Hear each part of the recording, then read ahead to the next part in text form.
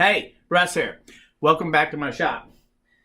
Today I'm going to do a little rambling Russ. I don't get it. For years I've watched people on the YouTube and I watch them going through the method of marking and cross-cutting a board. And I've never been able to understand it. If you're going to take and cut it on your miter saw or on a crosscut sled on your table saw, why do they mark that line all the way across the board? I'm sorry, I don't understand it. If I'm going to cut something on here,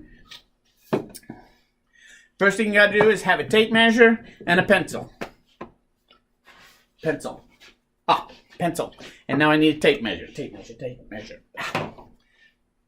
Anyway, I can always find one if I have to. So then I come out here and I mark a little tick at where I want to make my cut.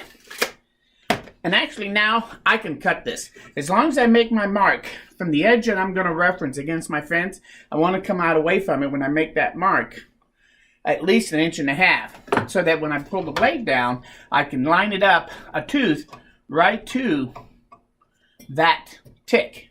And I'm ready to cut. And when I pull this down and cut it, I don't need that line there to cut it.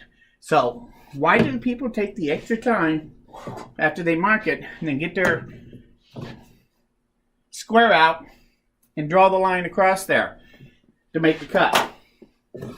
I don't get it. Anyway, if you know the answer to this mystery, leave a comment below. I would love to hear it. But in the meantime, I think people that draw that line, instead of just drawing a little tiny tick where they're going to use it on your saw, I kind of put them in the same category as mouth breathers.